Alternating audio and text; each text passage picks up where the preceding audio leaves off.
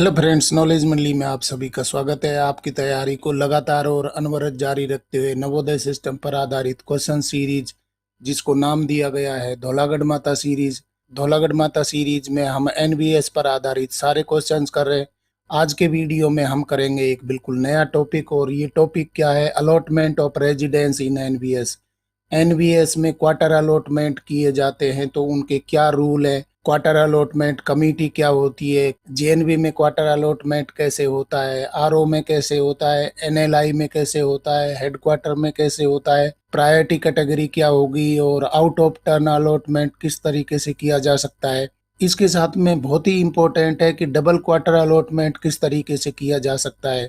साथियों, आपको पता है कि एनवीएस ने एलडीई और एलडीसी एग्जामिनेशन के सिलेबस में एनवीएस स्कीम रखा है, और एनवीएस स्कीम को कवर किया जा रहा है धौलागढ़ माता सीरीज में।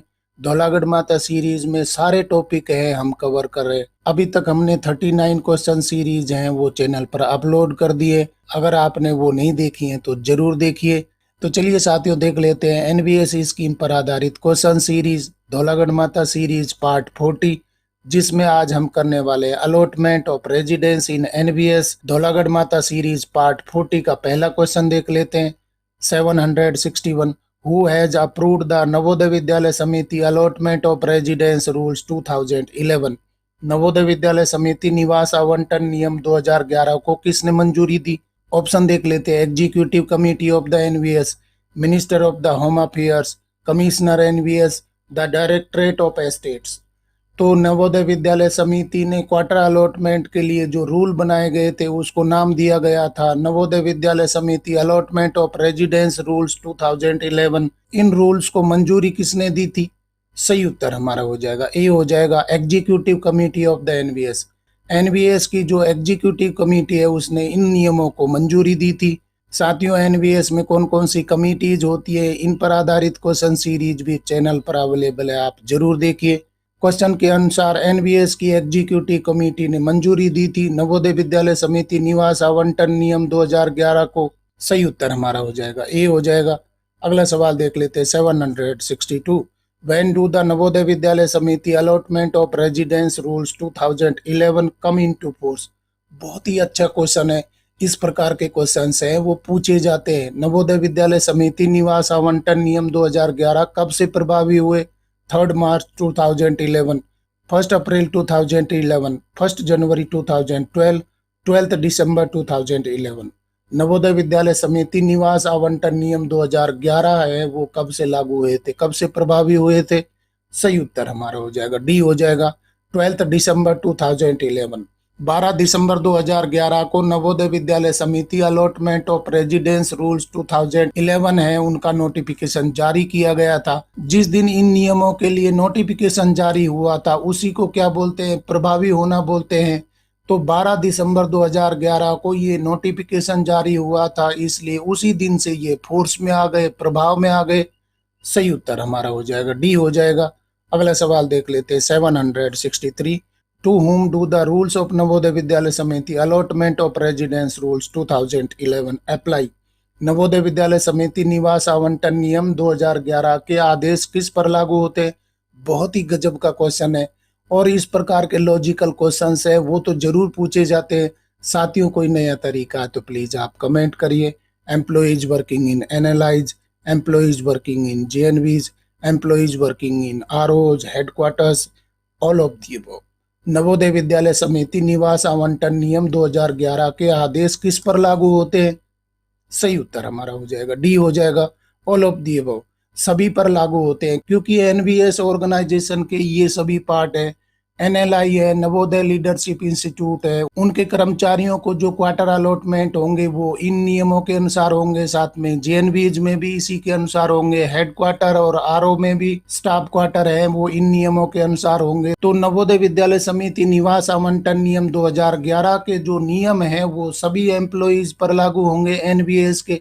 सही उत्तर हमारा हो जाएगा डी, हो जाएगा। बहुत ही अच्छा क्वेश्चन है।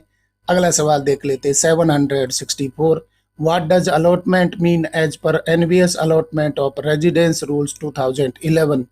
एनवीएस निवास आवंटन नियम 2011 के अनुसार आवंटन का क्या मतलब है? Dear friends, staff quarter allotment rule 2011 है, उसके हम इंट्रोडक्शन को देख रहे हैं। तो ये बेसिक चीजें हैं वो भी पूछी जाती हैं। एनवीएस क्या होता है, रूल क्या है, आवंटन क्या है, एम्प्लॉय क्या है, इमोलमेंट क्या है। इंट्रोडक्शन में इस प्रकार की छोटी छोटी बातें हैं वो दी जाती हैं और इन पर आधारित क्वेश्चंस आ जाते हैं। और डियर फ्रेंड्स, इस प्रकार के छोटे क्वेश्चंस को अगर हम गलत करके आ जाएंगे तो एग्जाम हॉल से बाहर निकलने पर हमारा चेहरा देखने लायक बनता है। आवंटन का क्या मतलब हो जाएगा इन नियमों के अनुसार? ऑप्शन देख लीजिए। Formulation of residence allocation rules, process of selection of eligible candidates for residence, appointment of accommodation committee, the grant of a licence fee to occupy a residence. NVS निवास आवंटन नियम 2011 के अनुसार आवंटन का क्या मतलब हो जाएगा? सही उत्तर हमारा हो जाएगा डी हो जाएगा, the grant of a licence fee to occupy a residence. जो आपको लाइसेंस फी ग्रांट की जा रही है कोई रेजिडेंस के लिए, उसको आप क्या बोलेंगे? आवंटन बोलेंगे। सही उत्तर हमारा हो जाएगा डी हो जाएगा। अगला सवाल देख लेते हैं 765। What is the definition of allotment year as per NVS allotment of residence rules 2011? NVS निवास आवंटन नियम 2011 के अनुसार आवंटन वर्ष की परिभाषा क्या है? अच्छे अच्छे क्वेश्चंस आ रहे हैं और ये आपकी परीक्षाओं में भी मिलने वाले हैं, आप ध्यान रखिए। कौन सा ऑप्शन हो जाएगा? The year beginning on 1 April और such other period as may be notified by the NVS headquarters, the financial year, the calendar year, the academic year. NVS निवास आवंटन नियम 2011 के अनुसार आवंटन वर्ष किसको कहेंगे? सही उत्तर हमारा हो जाएगा ए हो जाएगा, द ईयर बिगनिंग ऑन 1 अप्रैल। मतलब कि 1 अप्रैल से जो साल शुरू होता है उसको आप आवंटन वर्ष बोल सकते हैं। या such other period as may be notified by the NVS headquarters, मतलब कि दूसरा कोई पीरियड अगर एनवीएस हेडक्वार्टर ने बताया है कि आवंटन वर्ष क्या माना जाएगा तो वो भी लिया जा सकता है। परंतु यहाँ क्या है कि 1 अप्रैल लिया जा रहा है, तो 1 अप्रैल हो सकता है या एनवीएस हेडक्वार्टर के द्वारा कोई दूसरा पीरियड बताया जाता है तो वो भी क्या हो सकता है? आवंटन वर्ष हो सकता है। सही उत्तर हमारा हो जाएगा ए हो जाएगा। डियर फ्रेंड्स, एनवीएस स्कीम पर आधारित क्वेश्चन सीरीज चल रही है जिसको नाम दिया गया है धौलागढ़ माता सीरीज। धौलागढ़ माता सीरीज में हम एनवीएस सिस्टम के सारे टॉपिक कर रहे हैं। आप सभी की डिमांड पर मैं लेकर के आया हूँ staff quarter allotment rules. Staff quarter allotment rules पर आधारित क्वेश्चन है, पुरानी परीक्षा में भी पूछे गए थे, आगामी परीक्षा में भी पूछे जाएंगे, इसलिए आप नोट्स बनाइए और बड़े ध्यान से वीडियो को देखिए। और अगर आपको एनवीएस स्कीम पर आधारित क्वेश्चन सीरीज धौलागढ़ माता सीरीज पार्ट 40 की क्वेश्चंस पसंद आ रहे हैं तो लाइक बटन दबाइए, अपने यार दोस्तों को भी बता सकते हैं और कमेंट भी आप कर सकते हैं। देख लेते हैं नया सवाल 766। Who is the allotting authority for residences under the administrative control of the regional office? क्षेत्रीय कार्यालय के प्रशासनिक नियंत्रण के तहत आवासों का आवंटन प्राधिकारी कौन है? मतलब कि आरओ के अंडर में कोई क्वार्टर्स है, स्टाफ क्वार्टर्स है, रेजिडेंस है, उन क्वार्टर्स की अलॉटिंग अथॉरिटी कौन हो जाएंगे? Assistant commissioner personnel NVS RO, joint commissioner personnel NVS, deputy commissioner of the regional office, deputy commissioner admin NVS RO. क्षेत्रीय कार्यालय के प्रशासनिक नियंत्रण के तहत आवासों का आवंटन प्राधिकारी कौन हो जाएगा? आरओ के अंडर में कोई क्वार्टर है तो उनका आवंटन कौन कर सकता है? आवंटन प्राधिकारी कौन हो जाएंगे? सही उत्तर हमारा हो जाएगा सी हो जाएगा, deputy commissioner of the regional office. Concern RO के डीसी है उन क्वार्टर्स को अलॉट कर सकते हैं जो उनके प्रशासनिक नियंत्रण में होते हैं। सही उत्तर हमारा हो जाएगा सी हो जाएगा। अगला सवाल देख लेते हैं 767। What does government mean as per NVS allotment of residence rules 2011? NVS निवास आवंटन नियम 2011 के अनुसार सरकार का क्या तात्पर्य हो जाएगा? Union government, state government, UT government, central government. तो NVS allotment of residence rules 2011 में डेफिनेशन बताई गई है गवर्नमेंट की, सरकार की। सरकार किसको बोलेंगे? सही उत्तर हमारा हो जाएगा डी हो जाएगा, central government. NVS allotment of residence rules 2011 के अनुसार गवर्नमेंट किसको बोलेंगे? सेंट्रल गवर्नमेंट को हम गवर्नमेंट बोलेंगे। सही उत्तर हमारा हो जाएगा डी हो जाएगा। Move to question number 768। What is included in the term family as per residence allotment rules? बहुत ही गजब का क्वेश्चन है। इस प्रकार के क्वेश्चंस हैं वो तो जरूर पूछे जाते हैं। आवास आवंटन नियमों के अनुसार परिवार शब्द में क्या शामिल है? परिवार में यानी कि फैमिली में किसको शामिल माना जाएगा? Spouse, children, step children, legally adopted children, parents, brothers और sisters who ordinarily reside with and or are dependent on the employee, cousin, in-laws, grandparents, aunt, uncle, niece, nephew. आवास आवंटन नियमों के अनुसार परिवार शब्द में इनमें से कौन शामिल हो जाएंगे? सही उत्तर हमारा हो जाएगा ए हो जाएगा। स्पाउस यानी कि हस्बैंड वाइफ कोई भी हो सकते हैं, चिल्ड्रन होंगे, स्टेप चिल्ड्रन भी होंगे और लीगली अडॉप्टेड चिल्ड्रन भी होंगे, पेरेंट्स उनके होंगे, ब्रदर्स भी होंगे, सिस्टर्स भी होंगे जो कि डिपेंडेंट है।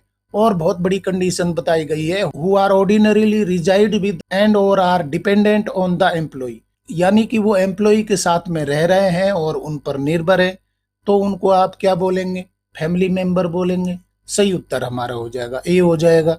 फैमिली पर आधारित क्वेश्चंस हैं वो तो पूछे जाते हैं, आप ध्यान रखिए कौन कौन से लोग हैं उनको फैमिली में आप शामिल कर सकते हैं। अगला सवाल देख लेते हैं 769। What is defined as emoluments as per residence allotment rules? निवास आवंटन नियमों के अनुसार परिलब्धियों को कैसे परिभाषित किया गया है? परिलब्धियां यानी कि इमोलमेंट्स किसको बोलेंगे? NBS allotment of residence rule 2011 के तहत the cost of living expenses, the residence allowance, the monthly salary, the emoluments as defined in SR 317 B21 and the orders issued by the government or the NBS। यानी कि इन नियमों के अनुसार परिलब्धियां इमोलमेंट्स किसको बोला गया है? जो डिफाइंड किए गए सप्लीमेंट्री रूल्स 317 B21 के तहत या कोई आदेश आते हैं गवर्नमेंट के द्वारा या एनवीएस के द्वारा, उनको भी आप क्या बोल सकते हैं? इमोलमेंट्स बोल सकते हैं, परिलब्धियां बोल सकते हैं। किसके लिए? NVS allotment of residence rules 2011 के अनुसार। सही उत्तर हमारा हो जाएगा डी हो जाएगा। एनवीएस स्कीम पर आधारित क्वेश्चन सीरीज चल रही है जिसको नाम दिया गया है धौलागढ़ माता सीरीज, और पार्ट 40 में आज हम कर रहे हैं स्टाफ क्वार्टर अलॉटमेंट रूल पर आधारित questions. Staff quarter allotment rules के क्वेश्चंस के कारवा को आगे बढ़ाते हुए नया सवाल देख लेते हैं 770। What does subletting include as per the residence allotment rules? जबरदस्त क्वेश्चन है, आप इंपॉर्टेंट बोल दीजिए। आवास आवंटन नियमों के अनुसार सबलेटिंग में क्या शामिल है? सबलेटिंग क्या होता है और इसमें क्या शामिल किया जाता है? कौन सी एक्टिविटी है उसको आप सबलेटिंग बोलते हैं? ऑप्शन देख लीजिए। Transferring a property ownership, sharing of accommodation by an allottee with another person with or without payment of licence fee by such other person, exchanging residences with another person, renting a property on lease। NBS quarter allotment 2011 के अनुसार subletting किसको बोलेंगे? सही उत्तर हमारा हो जाएगा B हो जाएगा।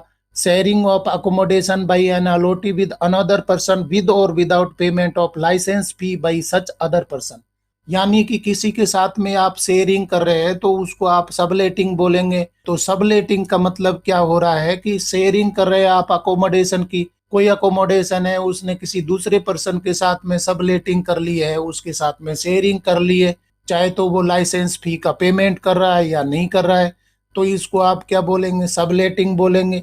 सही उत्तर हमारा हो जाएगा बी हो जाएगा। डियर फ्रेंड्स, एनबीएस स्कीम पर आधारित क्वेश्चन सीरीज चल रही है जिसको नाम दिया गया है धौलागढ़ माता सीरीज। धौलागढ़ माता सीरीज का पार्ट 40 हम कर रहे हैं और आज के क्वेश्चंस हैं वो स्पेसिफिक हैं किस पर? क्वार्टर अलॉटमेंट रूल्स पर। क्वार्टर अलॉटमेंट रूल्स हैं उन पर आधारित क्वेश्चंस है, आपकी परीक्षा में जरूर मिलने वाले हैं। अगर आपको आज के क्वेश्चंस पसंद आ रहे हैं तो लाइक बटन दबाइए, आप कमेंट भी कर सकते हैं और लगता है तो अपने मित्रों को शेयर कर दीजिए, बेल आइकन भी दबा दीजिए। नया सवाल देख लेते हैं 771। What is the priority date of an officer as per residence allotment rules? निवास आवंटन नियमों के अनुसार किसी अधिकारी की प्राथमिकता तिथि क्या है? बहुत ही अच्छा क्वेश्चन है। The earliest date from which he has been continuously drawing emoluments relevant to a particular type or a higher type in a post under the NVS, central government, state government, foreign service, the date of joining the Samiti, the date of appointment to the current post, the date of birth of the officer। NVS की निवास आवंटन नियमों के अनुसार प्राथमिकता तिथि किसको बोलेंगे? सही उत्तर हमारा हो जाएगा ए हो जाएगा। The earliest date from which he has been continuously drawing emoluments relevant to a particular type or higher type in a post under the NVS, central government, state government, foreign service, तो जो भी priority category बनेगी वो किसके अनुसार बनेगी, इम्बलमेंट्स के अनुसार बनेगी, पर्टिकुलर टाइप के क्वार्टर के लिए या हायर टाइप के क्वार्टर के लिए। सही उत्तर हमारा हो जाएगा ए हो जाएगा। अगला सवाल देख लेते हैं 772। As per accommodation allotment rules who comes under the term employee. आवास आवंटन नियमों के अनुसार कर्मचारी शब्द के अंतर्गत कौन आता है। मैंने आपको शुरुआत में ही बता दिया कि ये रूल्स के इंट्रोडक्टरी क्वेश्चन हम कर रहे हैं। तो कर्मचारी क्या होते हैं, एनवीएस क्या है, ऑर्गेनाइजेशन क्या है, एम्प्लॉय क्या है और इमलमेंट्स क्या है, ये सब चीजें हम पढ़ रहे हैं। तो शुरुआत के क्वेश्चन हैं इस प्रकार के ही बनते हैं और इस प्रकार के छोटे छोटे क्वेश्चन हैं वो भी पूछ लिए जाते हैं। आगे डिटेल में भी हम इस पर आधारित क्वेश्चंस करेंगे, आप चैनल पर बने रहिए। ऑप्शन देख लेते हैं। A consultant working on A project basis, A part time worker, a person in the regular employee of a JNV, RO, NLI or the headquarters office or any other establishment of the NVS, a person working on a temporary contract। आवास आवंटन नियमों के अनुसार कर्मचारी शब्द में किसको शामिल करेंगे।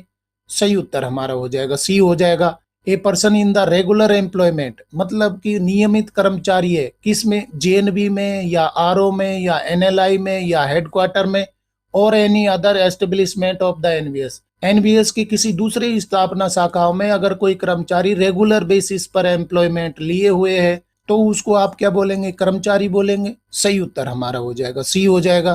क्वेश्चन देख लेते हैं 773।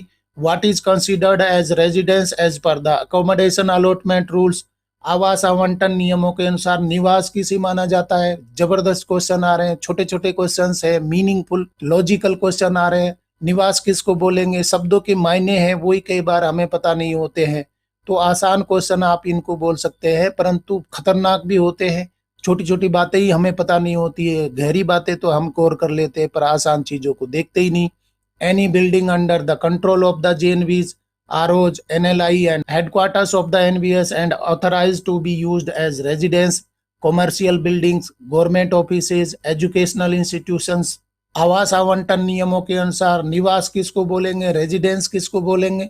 सही उत्तर हमारा हो जाएगा ए हो जाएगा। Any building under the control of JNVs, JNV के अंडर जो भी बिल्डिंग है उसको रेजिडेंस के लिए काम लिया जा सकता है। आरओज के अंडर में जो बिल्डिंग है या एनएलआई के अंडर में या हेडक्वार्टर के अंडर में, एनवीएस के अंडर, जेएनवी में या आरओ में या एनएलआई में या हेडक्वार्टर में कोई भी बिल्डिंग कंट्रोल में है और जो कि ऑथराइज्ड है रहने के लिए, तो उस बिल्डिंग को आप किस में शामिल कर सकते हैं, निवास में, रेजिडेंस में शामिल कर सकते हैं।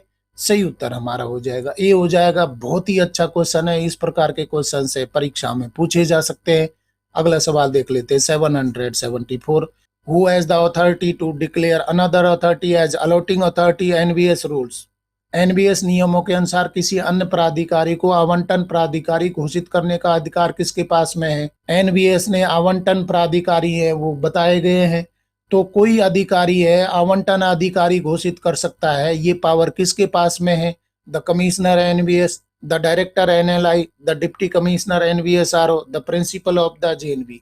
एनवीएस नियमों के अनुसार किसी अन्य प्राधिकारी को आवंटन प्राधिकारी घोषित करने का अधिकार किसके पास में सुरक्षित है, किसके पास में ये शक्तियां होती हैं। सही उत्तर हमारा हो जाएगा ए हो जाएगा। The commissioner NVS, commissioner NVS है यानी कि आयुक्त महोदय है, उनके पास में ये अधिकार है कि किसी भी अधिकारी को वो आवंटन अधिकारी घोषित कर सकते हैं। सही उत्तर हमारा हो जाएगा ए हो जाएगा। क्वार्टर अलॉटमेंट रूल्स पर आधारित क्वेश्चन सीरीज के कारवा को आगे बढ़ाते हुए नया सवाल देख लेते हैं 775। What is the meaning of licence fee as per NVS rules. NVS नियमों के अनुसार लाइसेंस शुल्क का क्या अर्थ है। लाइसेंस फी है वो क्वार्टर के लिए होती है, तो लाइसेंस फी क्या होती है उसके बारे में हमें पता होना चाहिए। The sum of money payable monthly in accordance with these rules in respect of a residence allotted under these rules, the maintenance charges, the property ownership fee, the cost of living expenses. तो licence fee किसको बोलेंगे। सही उत्तर हमारा हो जाएगा A हो जाएगा। The sum of money payable monthly in accordance with these rules in respect of a residence allotted under these rules, मतलब कि इन नियमों के तहत जो भी मंथली फी पेमेंट की जाती है उसको आप क्या बोल सकते हैं, लाइसेंस फी बोल सकते हैं। और ये फी क्यों पेमेंट की जाती है, क्वार्टर अलॉटमेंट के लिए, रेजिडेंस अलॉटमेंट के लिए की जाती है। सही उत्तर हमारा हो जाएगा ए हो जाएगा। साथियों, एनवीएस स्कीम है आपके सिलेबस में रखी गई है, जैसे कि SSA, JSA, OS, PGT, vice principal, principal, AC, DC in limited departmental examinations and limited departmental competitive examinations. NVS scheme पर आधारित क्वेश्चंस हैं वो चर्चा किए जा रहे हैं धौलागढ़ माता सीरीज में। धौलागढ़ माता सीरीज में नवोदय सिस्टम के कंप्लीट टॉपिक डिस्कस किए जा रहे हैं और आज के डिस्कशन में हम कर रहे हैं क्वार्टर अलॉटमेंट पर आधारित क्वेश्चंस। अगर आपको आज के क्वेश्चंस पसंद आ रहे हैं तो लाइक बटन दबाइए और उचित लगता है तो अपने दोस्तों को भी बता दीजिए, क्योंकि इस प्रकार के क्वेश्चंस है दूसरी जगह कहीं नहीं मिलने वाले। देख लेते हैं अगला सवाल 776। Who defines the emoluments and orders related to residence allotment rules. आवास आवंटन नियमों से संबंधित परिलब्धियों और आदेशों को कौन परिभाषित करता है? The commissioner NVS, the deputy commissioner NVS RO, the government और the NVS, the principal of the GNB. आवास आवंटन नियमों से संबंधित परिलब्धियों और आदेशों को कौन परिभाषित करता है? सही उत्तर हमारा हो जाएगा सी हो जाएगा, द गवर्नमेंट और द एनवीएस। सेंट्रल गवर्नमेंट है, परिलब्धियों को परिभाषित कर सकती है, आदेशों को परिभाषित कर सकती है, या एनवीएस कर सकती है। सही उत्तर हमारा हो जाएगा सी हो जाएगा, द गवर्नमेंट और द एनवीएस। अगला सवाल देख लेते हैं 777। Who is authorize to allot residencies in JNV campus placed under their control for allotment. जबरदस्त क्वेश्चन है। आवंटन के लिए उनके नियंत्रण में रखे गए जेएनवी परिसर में आवास आवंटित करने के लिए कौन अधिकृत है? Commissioner NVS, director NLI, principal of the JNV, deputy commissioner NVS RO. तो जेएनवी के अंदर क्वार्टर होते हैं, रेजिडेंसेज होते हैं, जिसके लिए कंट्रोलिंग अथॉरिटी बनाई गई है। जो भी कंट्रोलिंग अथॉरिटी है जेएनवी कैंपस के अंदर के क्वार्टर है उनको अलॉट कर सकती है। वो कौन अधिकारी है जो कंट्रोलिंग अथॉरिटी माने जाते हैं, अलॉटमेंट अथॉरिटी माने जाते हैं? सही उत्तर हमारा हो जाएगा सी हो जाएगा, principal of the JNV. JNV के हेड कौन होते हैं? प्रिंसिपल होते हैं। और जेएनवी कैंपस के अंदर जितने भी क्वार्टर है उनके अलॉटिंग अथॉरिटी कौन हो जाएंगे? प्रिंसिपल हो जाएंगे। सही उत्तर हमारा हो जाएगा सी हो जाएगा, प्रिंसिपल ऑफ द जेएनवी। बहुत ही अच्छा क्वेश्चन है। इस प्रकार के क्वेश्चन से वही पूछे जाते हैं। और डियर फ्रेंड्स, कोई नया तरीका है तो आप प्लीज कमेंट करिए। अगला सवाल देख लेते हैं 778। Who fulfils the role of the allotting authority in respect of residence under the control of any other establishment under the NVS. NVS के तहत किसी अन्य स्थापना के नियंत्रण में आवास के संबंध में आवंटन प्राधिकारी की भूमिका कौन पूरा करता है? मतलब कि कोई दूसरा एस्टेब्लिशमेंट है एनवीएस के अंडर में, तो अलॉटिंग अथॉरिटी कौन होंगे उसके लिए? Principal of the JNB, any other authority declared by the commissioner NVS, DC NVS RO, director NLI. सही उत्तर क्या हो जाएगा? बी हो जाएगा, any authority declared by the commissioner NVS. NVS के आयुक्त महोदय हैं, जो भी अथॉरिटी होती है दूसरे एस्टेब्लिशमेंट के अंडर में, तो उनको अलॉटिंग अथॉरिटी है वो डिक्लेयर किया जा सकता है। सही उत्तर हमारा हो जाएगा बी हो जाएगा। और जब अलॉटिंग अथॉरिटी डिक्लेयर कर दिया गया है तो क्वार्टर अलॉटमेंट है वही करेंगे जो भी डिक्लेयर्ड ऑफिसर है। अगला सवाल देख लेते हैं 779। According to the rules what happens if two employees residing in separate residences marry each other. जबरदस्त क्वेश्चन है, बहुत प्यारा क्वेश्चन है, लॉजिकल भी है। नियमों के मुताबिक अगर अलग अलग आवास में रहने वाले दो कर्मचारी एक दूसरे से शादी कर लें तो क्या होगा? They shall be allowed to keep both residences for a period of 6 months। They shall be entitled to retain both residences without any change. They shall have to pay an additional fee for retaining both residences. They shall surrender one residence allotted by the NVS within 1 month of their marriage. नियमों के मुताबिक अगर अलग अलग आवास में रहने वाले दो कर्मचारी एक दूसरे से शादी कर लें तो क्या किया जाएगा, क्या होगा?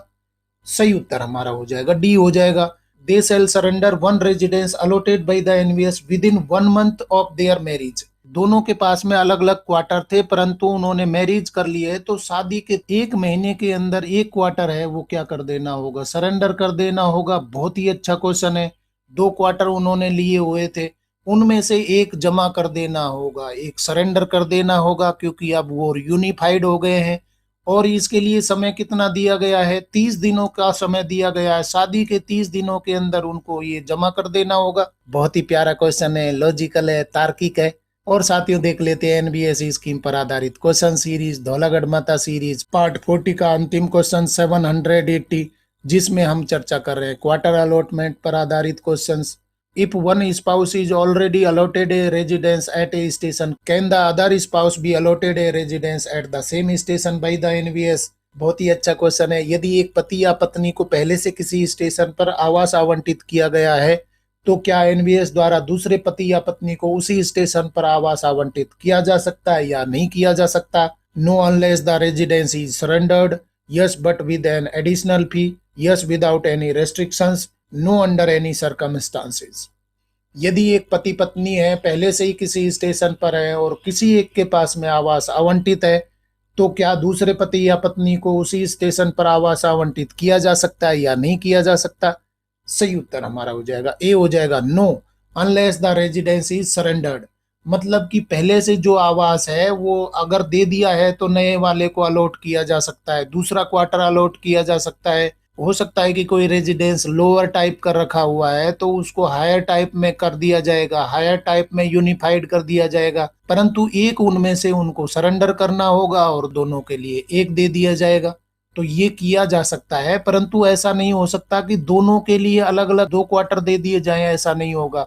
और 2 क्वार्टर के डबल क्वार्टर के क्या रूल है ये भी हम आगे चर्चा करेंगे। यहाँ पर क्वेश्चन के अनुसार सही उत्तर क्या हो रहा है? ए हो रहा है। इस तरीके से साथियों धौलागढ़ माता सीरीज पार्ट 40 के अंतिम क्वेश्चन तक हम पहुंच गए हैं। अभी तक हमने 780 क्वेश्चंस कंप्लीट कर लिए। ये बिल्कुल फोकस्ड वे में, मतलब कि आपके सिलेबस को ध्यान में रखते हुए बनाए गए, मतलब कि नवोदय सिस्टम के अधिकतर टॉपिक है वो कवर कर लिए गए हैं। बाकी जो बचे हुए हैं उन पर भी हम चर्चा करेंगे।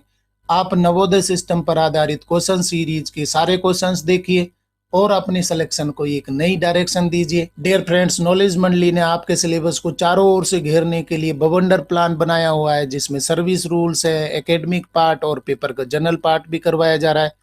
अगर आपने बवंडर प्लान के वीडियो नहीं देखे हैं तो जरूर देखिए और अपनी सफलता को आप उड़ा ले जाइए। आज के डिस्कशन में हमने नवोदय सिस्टम पर आधारित क्वेश्चन सीरीज धौलागढ़ माता सीरीज पार्ट 40 के क्वेश्चंस देखे और ये सभी क्वेश्चंस हैं बेस्ड है एनवीएस में क्वार्टर अलॉटमेंट पर आधारित क्वेश्चन से आपकी परीक्षाओं में पूछे जाएंगे। डियर फ्रेंड्स, आज के क्वेश्चंस अगर आपको पसंद आए तो लाइक शेयर करें और चैनल को सब्सक्राइब करना तो बहुत ही जरूरी है, क्योंकि नॉलेज मंडली is the right choice. Thank you very much.